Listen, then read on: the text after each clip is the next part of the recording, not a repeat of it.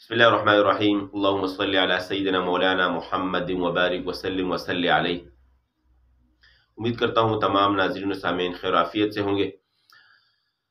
جو احباب تراویح پڑھا رہے ہیں ان سے متعلق صرف ایک گزارش میں کروں گا۔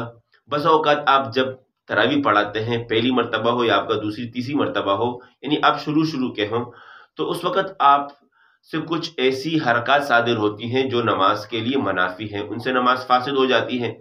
نماز فاسد ہوتی ہے ایسی حرکت جب آپ کریں کہ سامنے والا آپ کو دیکھ کے یہ کہے کہ یہ نماز میں نہیں ہے۔ یہ عمل کثیر میں آتا ہے۔ مثال کے طور پر میں عرض کر دوں کہ آپ سے کیسی حرکات ہو سکتی ہے۔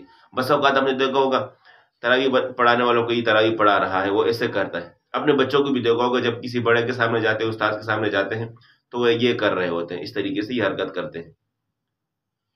تو ایسا بھی نہیں کرنا۔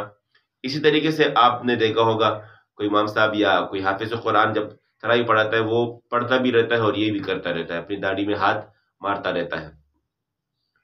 اسی طریقے سے بعض لوگوں کو یہ عادت ہوتی ہے کہ وہ، یا عادت نہ بھی صحیح، پڑھتے ہیں منہ صاف کرنا ہے مثال کے طور پر، یا ناک کی طرف ہاتھ بڑھانا ہے، تو وہ پڑھتے بھی رہتے ہیں اور یہ حرکت بھی کرتے رہتے ہیں، تو یہ قرآن کے لیے ٹھیک نہیں ہے۔ اسی طریقے سے بعض احباب کو دیکھا ہوگا وہ اٹھتے وقت یا بیٹھتے وقت جب رکوع سے اٹھتے ہیں، سجدے میں جاتے ہیں، بالکل نیچے ڈائریکٹ جانا چاہیے، حالانکہ اس طریقے سے جانا چاہیے، وہ جاتے ہیں ایسا کر کے جاتے ہیں، ان کا دوسرا رکوع ہو جاتا ہے، حالانکہ ایک رکعت میں ایک رکوع ہے، دو رکوع ہو گئے، نماز خراب ہو گئی آپ کی۔ یا تعدیل ارکان میں وہ بسا اوقات بہت جلدی کرتے ہیں، جلدی کرتے ہیں، یا اس طریقے سے جو ہے وہ تسبیحات میں کمی کرتے ہیں، یا پھر تشہد میں کمی واقع ہو جاتی ہے ان سے، تو نماز گئی۔ اسی طریقے سے یہ بھی نہیں کرنا کہ ہم نے درود پڑھنا ہے، تشہد کے بعد اس درود کو کافی لمبا کر دیا اور وہ بیٹھے رہے، بلکہ یہ تراویح ہے، نارمل طریقے سے درمیانی انداز سے جو ہے آپ نے تراویح پڑھانی ہے۔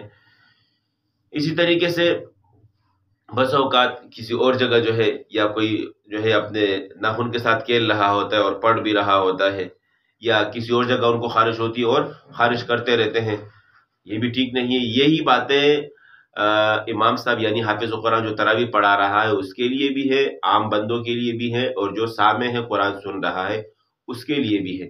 پچھلے دن میرے ایک شاگرد ہیں، وہ قرآن سن رہے ہیں، جو سنا رہے ہیں انہوں نے مجھے کہا کہ وہ طالب علم بلکہ مختلف شکایت کرتے ہیں کہ یہ طالب علم ہمیشہ اپنے آپ کو کھجاتا ہے۔ تو ان چیزوں سے ہم نے اپنے آپ کو روکنا ہے تاکہ ہماری نماز ٹھیک طریقے سے پوری ادا ہو سکے اور اس کا ہمیں ثواب بھی ہو۔